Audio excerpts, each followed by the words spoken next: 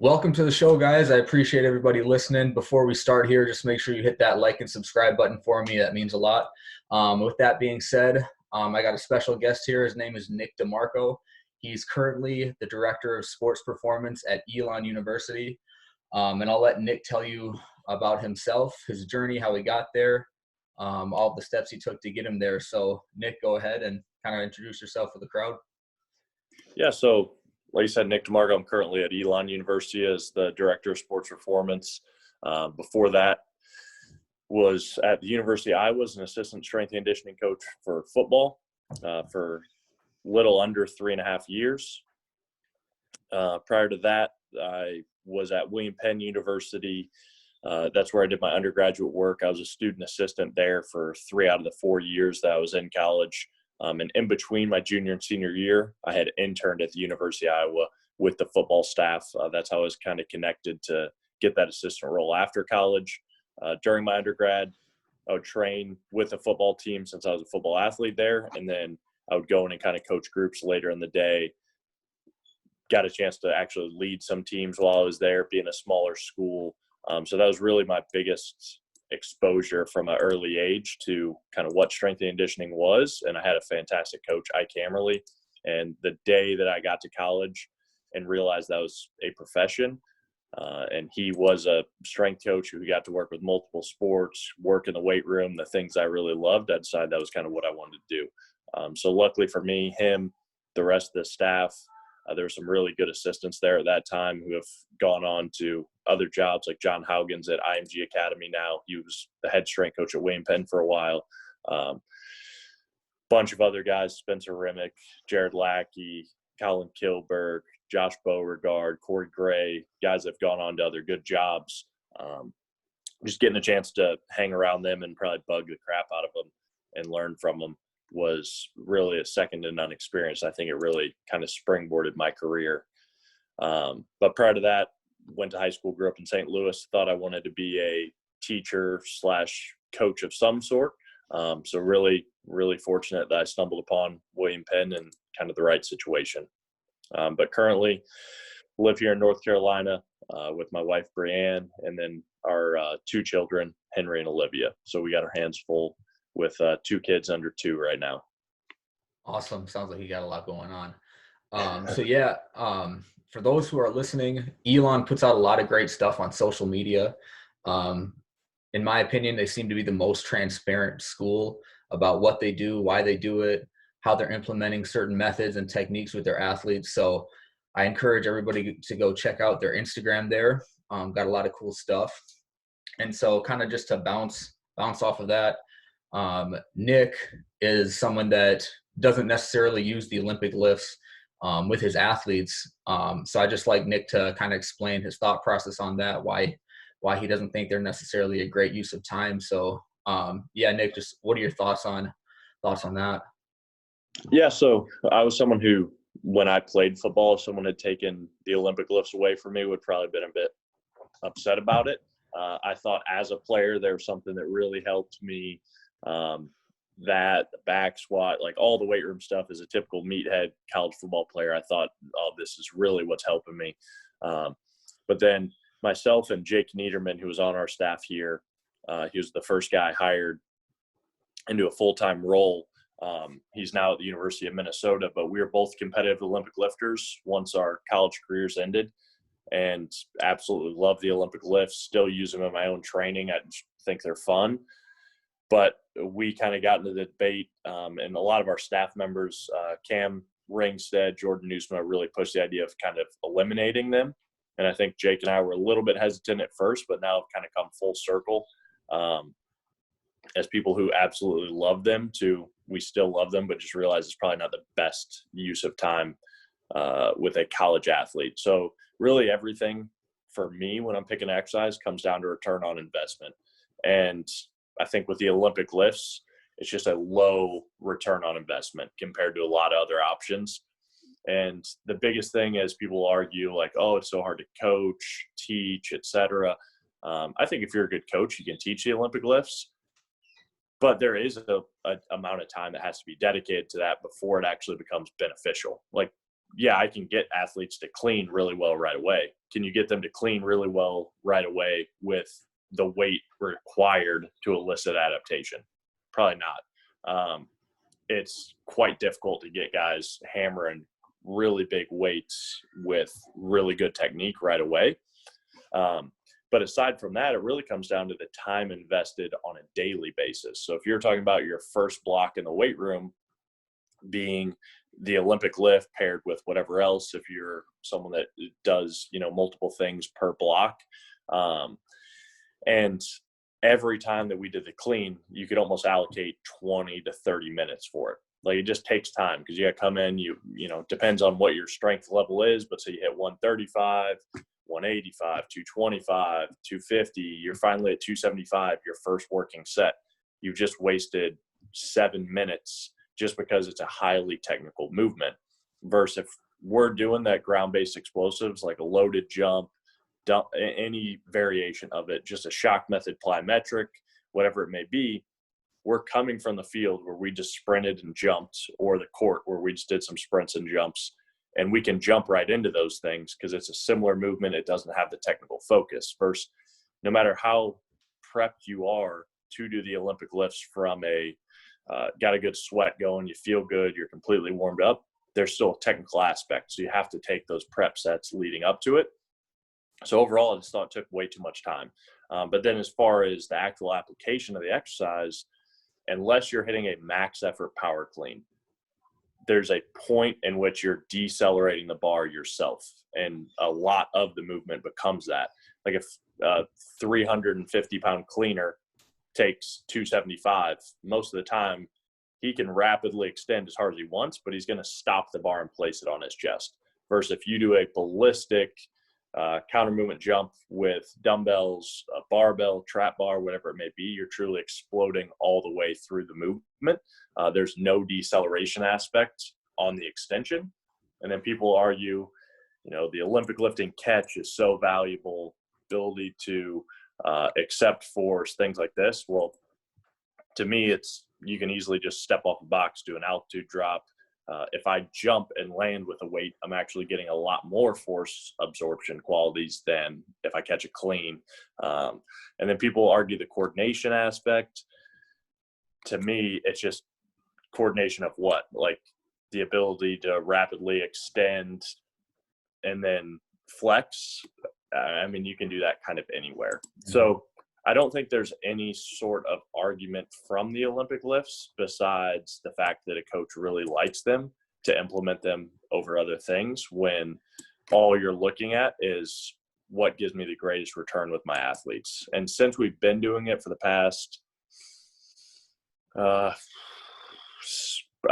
the past year, really, with most of our teams, past 6-7 months with all of our teams, we really haven't looked back, because you can just hop right in, hit some dumbbell jumps, hit whatever else is in your first pairing.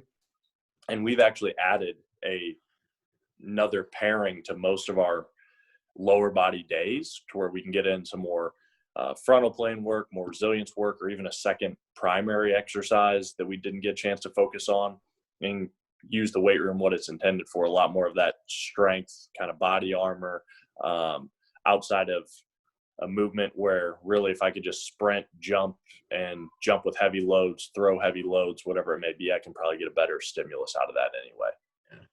Yeah, that's interesting. You made a post on Instagram which I think you had a lot of good points, kind of just reiterating what you just said there. I'm someone that uses the Olympic lifts. I'm a big proponent of them. Not with all my athletes, but so I work with men's basketball, I work with volleyball, tennis. So some of those athletes I Olympic lift, some of them I don't. But there's two kind of things about Olympic lifting that I think kind of gets missed. One point of view would be from the variation standpoint. So you can dumbbell jump, barbell jump, trap bar jump, do all these loaded jumps. I just think if you have the ability to clean from the floor, snatch from the floor, you probably have the ability to hang clean, hang snatch, clean from blocks, snatch from blocks, jump shrugs, just all the variants off the Olympic lifts. So I think from that aspect, you're going to have to introduce some novelty at some point with your athletes. to elicit more adaptation. So I think it just gives you a bigger bucket to draw exercises from that you can just kind of pick and choose which exercises you want to use from. So from a variation standpoint, I think if you can get the athletes to Olympic lift pretty well, you're probably going to be able to get them to do a lot of other things really well. And when you need to introduce some novelty, you have a pretty easy route to do that with. And then the second point I want to bring up, which you kind of touched on it a little bit, is that rapid deceleration or bracing or what you elicited to. I think the Olympic lifts, what it does is it allows you to produce force rapidly into another object, and actually make that other object move in space, which is something you got to do in football. You know, you're not just producing force; you're actually producing force into another object to make that person move. Or I think it relates to sports in that aspect. But no, I think your arguments against Olympic lifting is very well thought out. I think all of the implementations you use instead of the Olympic lifts are awesome, man. So I appreciate you giving your thoughts on that. Like to keep picking your brain a little bit. And we'll move on to kind of another subject, which is like speed and agility training. I think you guys at Elon have put a lot of great information out on social media with what you guys do as far as speed and agility work and making things sport-like. So what are some of the methods you use over at Elon for speed and agility training? What kind of stuff do you like to do with your athletes from that standpoint? Yeah, so for us, I mean, that's really the name of the game. Like on-field speed is critical to everything, whether it's basketball where true max velocity sprinting is not important at all, but the ability to react, stay in front of a opponent or get by an opponent is absolutely critical. So I think those are things that a lot of people miss and do a lot of these basic cone change of direction drills, just a lot of wasted time, in my opinion. So for us, everything is going to be tailored towards, we want guys to get faster, no matter what sport. Speed reserve is critical. Faster athletes accelerate faster. If they have the perceptual abilities, they'll react faster. And then that other side of the spectrum is many things that we can tie agility into and actually reacting to opponents. We're going to try to. And that really depends on the sport. Like for me, for football, it's absolutely critical because you don't play football year round like you do. Our basketball team, soccer team, we're probably spending the least amount of time with them on these true like open agility scenarios just because they're playing basketball year round. Now we'll still do that stuff with them. We're not just going to sub in some like basic change of direction drill for those teams. But it's just a lot smaller allotment of time since they get so much of it year round. Mm-hmm. But for football, I think if you're not doing those things year round, you're really missing the boat because all they get is that brief exposure in spring ball and then a huge weight to the fall. So if you're completely neglecting a skill, which is that perception action element, I think people just miss that that's a quality. They think we have to do change of direction and then our change of direction leads into this, but that's taking two separate skills and taking one to try and improve the other, which really has little to no bearing on that skill. So for me, it's we're going to start with very generalized movements. We've broken it down as simple as we could into a mirror category, a chaser category, and a score category. Yeah. Once a week, we'll spend 8 to 10 minutes on each category on our agility focused day and start very general games, one-on-one matchup style, and progress into maybe it's 2-on-2, 3-on-3, whatever it may be. And that's going to lead into the summer where we're doing more of our 7-on-7s, things like that in a full team capacity. But we're going to take those drills from general one-on-one matchup games to as close to their position as possible. And we'll break it up by position and really focus on whatever nuance it is that they have. So to give a clear example, say you have a running back, one of the drills, like when we start, might be just a basic one-on-one score, 10-yard box, try and get past the defender. 1, it's really fun. 2, it's a realistic-ish scenario, but again, very general because they could dance around forever, things like that. As we progress to the most specific-ish thing that we would do before actual practice, 7-on-7, things of that nature. It might be we have some humans just standing there as if they're gaps, like where the running back is supposed to hit. We'll have a linebacker on the other side, because for a running back, they have to make really low speed cuts in tight spaces close to the line of scrimmage. That's what they're tasked to do. That linebacker has to do the same thing. He has to react quick, fill that gap in a really tight space, essentially. And once they get through, say the linebacker tags off, say he misses them, doesn't matter. There's going to be a safety downfield, because what's the next transition? Bigger spaces, higher velocities with a one-on-one matchup. So there's more space, more speed. Closer to the line of scrimmage, you have your condensed space, condensed speed. So trying to just kind of replicate some of those scenarios and put them in it to where hopefully they can improve those skills a little bit. But I think even the general means are going to have some carryover, as long as it's human versus human kind of perception action. And then the more specific you get, obviously, the more that they'll be able to chunk that information together and kind of apply it to the field. Yeah, the human-human interaction, I think, is huge. I think you always got to have a visual stimulus, which is going to be a human, an auditory stimulus, which is going to come from a human, and then a touch stimulus, which is always going to come from a human. So doing stuff like that compared to a pro agility on a whistle or on a go or on a coach pointing a finger one direction is going to have a much more carryover to sports. I'm also not big on the argument that you need to progress into these more reactive scenarios. I mean, 7-year-old kids are playing AAU basketball 4 games on a weekend. That's going to be a greater stimulus to them, and they can handle it, compared to a coach telling them to shuffle 5 yards and stick on the line and hold that stick position. Yep. I don't know if you have any more thoughts on that. Yeah, I think it's just such a poor argument, because one, like Michael Zweifels talked about it quite a bit. There's some research that indicates that, like, the movements that you're going to choose when reacting to opponent are going to be quite a bit different, even though they may look similar, than like a true change of direction. And so much of the change of direction is, it's easy for coach to set up. It's really obedience driven, like, hey, get around the cone, touch the line, this or that. But nobody makes 180-degree cuts with their backhand on the ground. Completely unrealistic. Like, it doesn't happen. But yet that's what we train 90% of the time in a lot of programs. And then, like you said, they have to be able to change direction well before they can go into these agility-based games. Yet they've completed 4 years, most likely, of playing their sport in high school, but they're not ready to get in a really somewhat closed but open environment that I'm controlling. Doesn't make any sense. They should be able to do those things immediately. And if there's some egregious, like, technical errors, most of the time it's not going to come from teaching them better change of direction mechanics. It's going to come from, they probably need the ability to control their body better, whether it's practice, getting reps. Yeah. Even in the weight room, single leg strength, plyometrics, whatever it may be. Are you reacting to, what you see as an issue, or are you going to actually fix the underlying issue?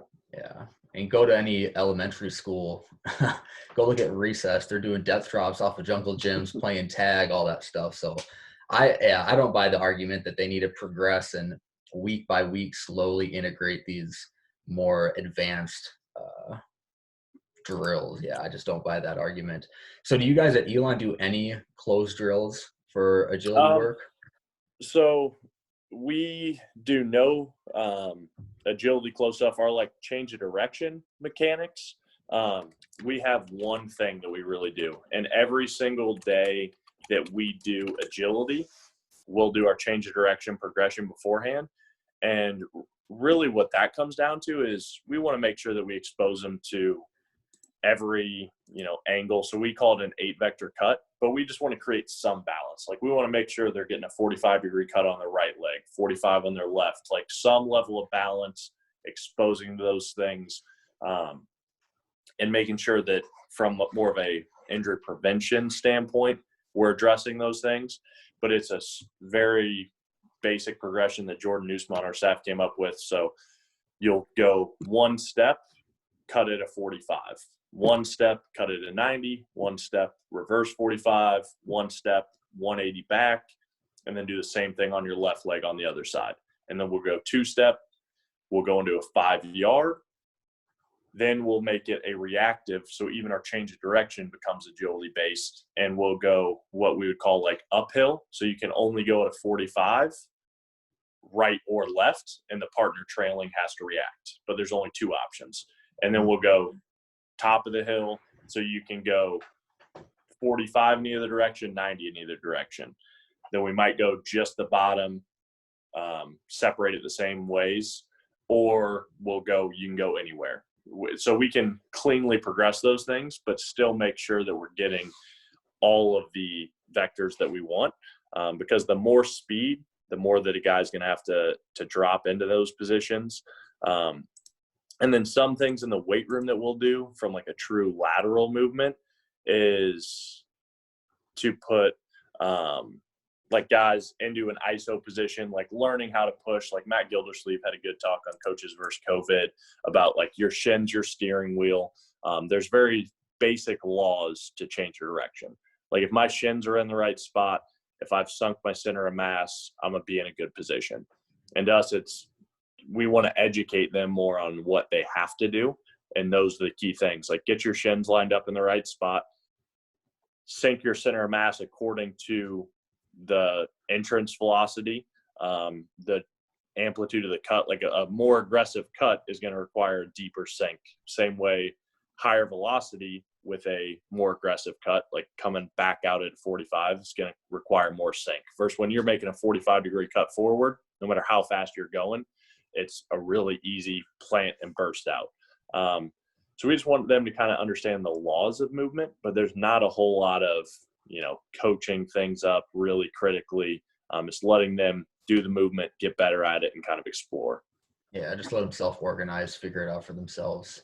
More than likely, they're just going to get better as time goes on without overcoaching mechanics and all that, just because mechanics are going to go out the window when you get into a game or a competition anyways. It's going to be whoever can figure out the way to win is going to win, regardless of their mechanics, regardless of how many reps they've done at a L cone drill or a T test, and making sure they're performing the drill correctly. So yeah, I think that's huge. So down at Elon, what does a typical day look like as far as how you warm up, how much time you spend on the field, how much time you spend in the weight room? What does a typical training session look like from a schedule standpoint?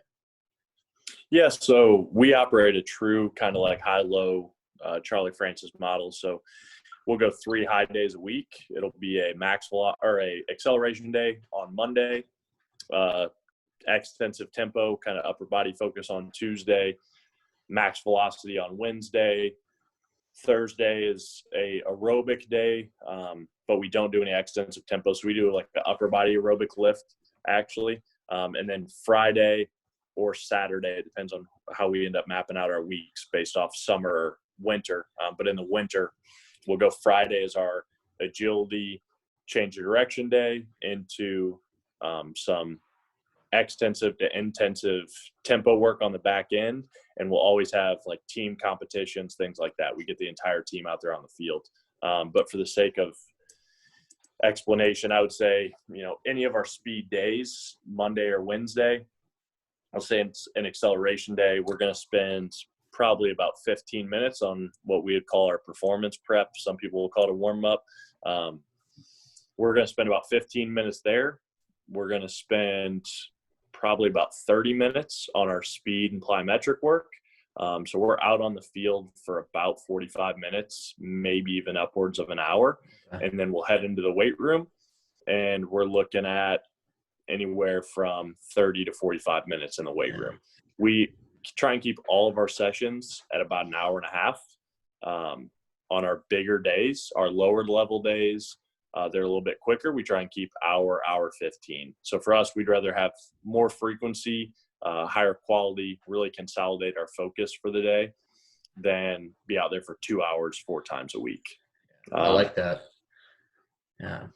And Oh, sorry. Yeah. Continue. no, but like all of our days, we try and kind of marry up our plyometrics. So if it's a acceleration day, we do our horizontal plyos. Max velocity day, we do our vertical stuff. Change direction agility day, we do more of our multi-directional plyometrics. And then in the weight room, our acceleration day, we would like to make more of a strength speed type focus. Our max velocity day, a little bit more of a speed strength power focus, but it really depends on the phase for those kinds of things. That'd be more in the summer. Early off season, if we're doing some true kind of triphasic stuff, that goes out the window. It's really strength depending on kind of the phase that we're in, but all of our teams fall into that kind of vertical integration model. We don't really ever abandon anything. We're going to try and focus on every quality. It's just at what percentage. And for us, speed is always going to be an incredibly high percentage. That's why we use that high-low model to make sure that we're keeping guys as fresh as we can throughout the week and really maximizing those days for trying to do speed every day and meddling in that middle ground. Mm-hmm. So after you come into the weight room from the field, do you typically just get right into your main strength movement for the day? Yeah, so we don't – if we were out on the field, we already did our performance prep, we did speed and plyometrics. We're not going to do anything in the weight room besides maybe a few extra like prep sets that we might already have built into their card of that specific movement. But at that point, guys have done a lot of kind of high-end work on the field. In our performance prep, we're going to address the stuff that we would have addressed in the weight room anyway if we were prepping them for that. A lot more kind of global movements and then general to specific through that. So we feel that they're ready to roll when we get in there. Mm-hmm. And what are your typical kind of strength movements that you guys focus on over at Elon? So our main like kind of big rocks would be split squat and any of the variants that based off of that. The trap bar deadlift for our older athletes, clean grip deadlift and front squat for our freshman athletes. RDL is going to be in all the time, whether it's double leg, single leg, dumbbell, barbell, any of the variants off of that. And then the pull-up is a huge movement for our upper body. We still do bench press, push-ups we're pretty huge on, but the pull-up is going to be a huge movement for our upper body. That's the one that we want to see drive up the most. And then we have like a true kind of unsupported single leg progression that we go through. So we want guys to have the ability to do a single leg squat up on a box, skater squats, control their own body weight with some external load, and then try and focus on frontal plane movements as well. I think that area gets neglected. It's always going to be an accessory for us, but we want to do frontal plane, transverse plane, get guys into some rotational lunges, lateral lunges, as many things that we can do that aren't just that old school sagittal plane up and down, the better. Yeah. Do you have any more thoughts on the transverse and frontal plane, why you think it's neglected or why you think it's more important than people realize? I mean, sport isn't sagittal in nature, yet the weight room is sagittal in nature. Like that's what everyone wants to do just because barbells and dumbbells are kind of fixed objects and that's the easiest thing to do. And thus, I mean, again, that's an accessory, but from a health standpoint, if your athletes don't know how to rotate, adduct, abduct, just if you look at the hip in general, the amount of people that neglect abduction and adduction at the hip within their training is pretty large. So I think it really is going to benefit performance to get in those areas as well. But the biggest thing is from an injury risk standpoint, in my opinion. Interesting. So you mentioned how you have freshmen on a card, the older guys on another card. How do you know if an athlete's progressed to get to more of an advanced programming?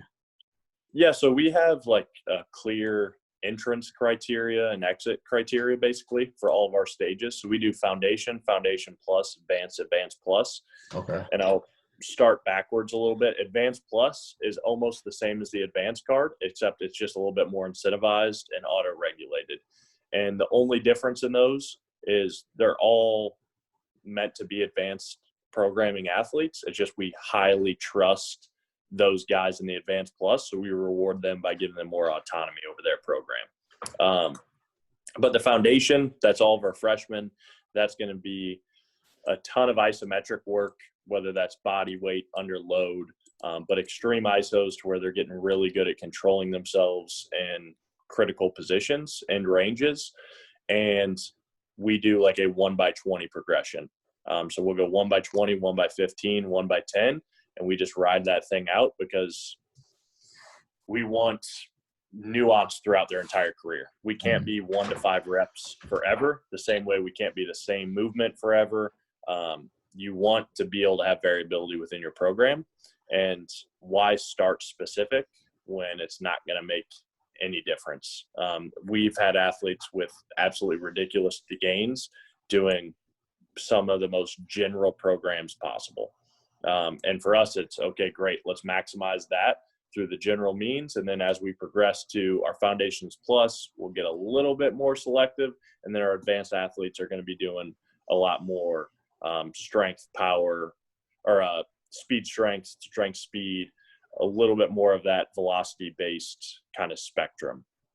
But so our foundation athletes, they will ride out that entire program. They'll go 1x20, 1x15, 1x10, and they'll ride out each one until they're not making progress, basically. Okay. If they hit a 1x20 and they go 1 week where they don't hit a PR, we'll give them one more chance the next week. And if they're not PRing, go to the 1x15.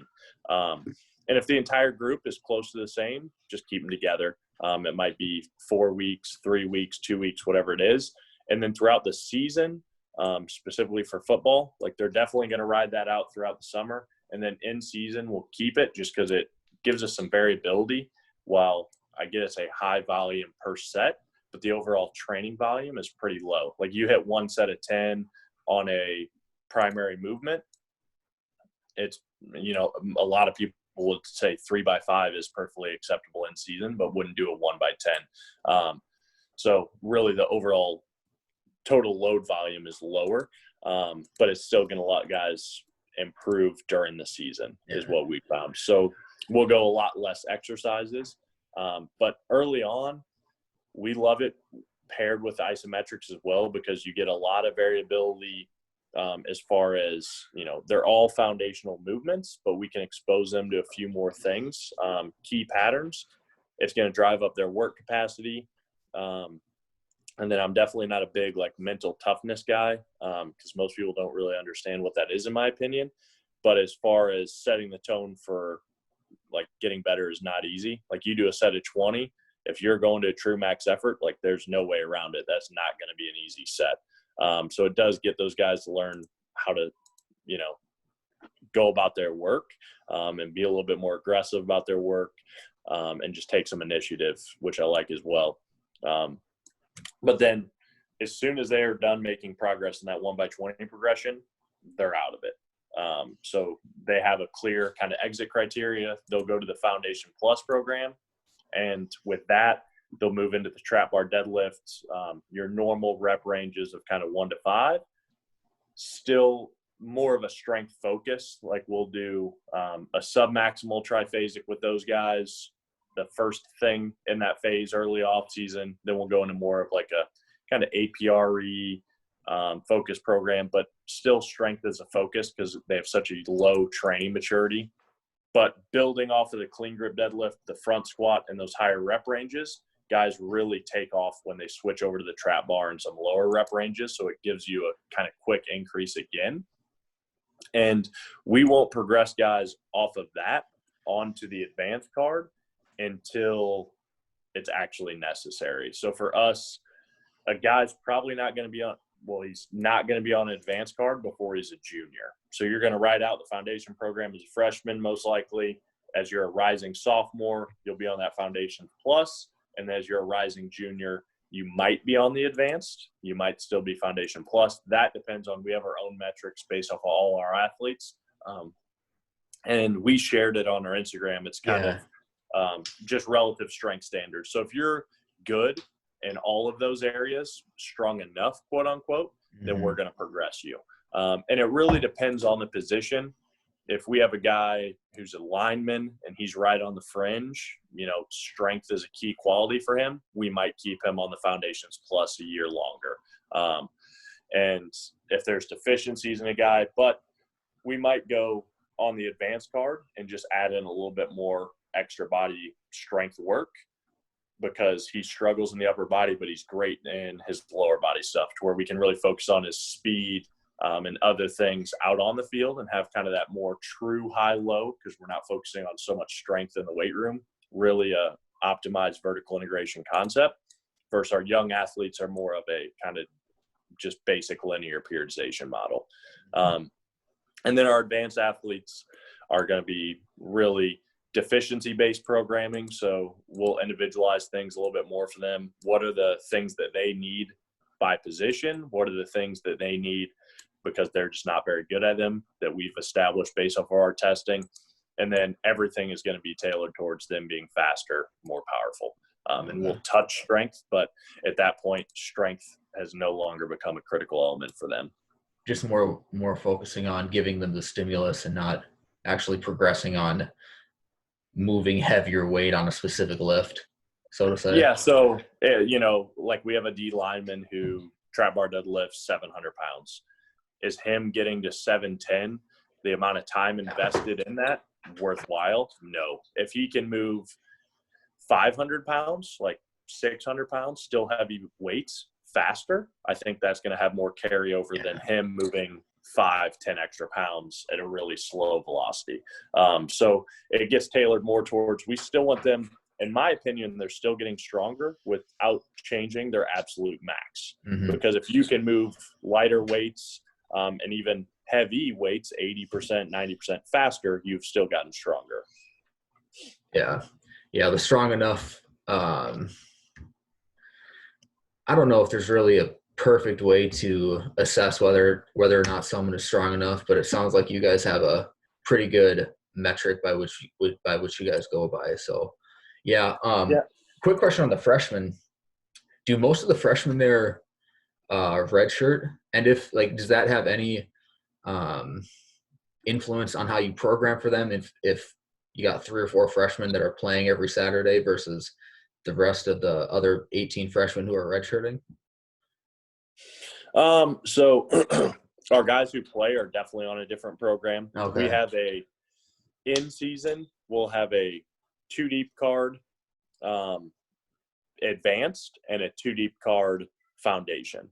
And so those guys are going to have different things, but we're still going to try and lift those guys pretty aggressively. It's just going to be twice per week versus our guys who aren't traveling. Our non-travel foundation card is going to be, those guys are trained 3 to 4 times a week. Okay. So we're going to be a lot more, just have a lot more opportunities to get those guys stronger, because what they're doing on the field after the work is done on Thursday doesn't really, they have a huge break. So Thursday, Friday are really big training days for us, for the guys who don't play. The guys that do play, they train Monday, Wednesday, and from that point on, Monday, Tuesday, and then have the rest of the week that they're just focused on football. So there's definitely some differences, but we do still focus on strength, just because, in my opinion, they're so far generally from their potential within the weight room, even most of their speed stuff at that young age, that they can handle a little bit more work in those areas. Cool. Well, I don't want to take up too much more of your time, Nick, so I'll let you get going here. I appreciate you taking the time to come talk to me about all this stuff. I love picking the brains of everyone in this field. It's always a good time. For the people listening, where can they find you on social media, or Elon Performance on social media? Yeah, I think the best thing to do would be to follow Elon Sports Performance. I think we put a lot more stuff out there individually.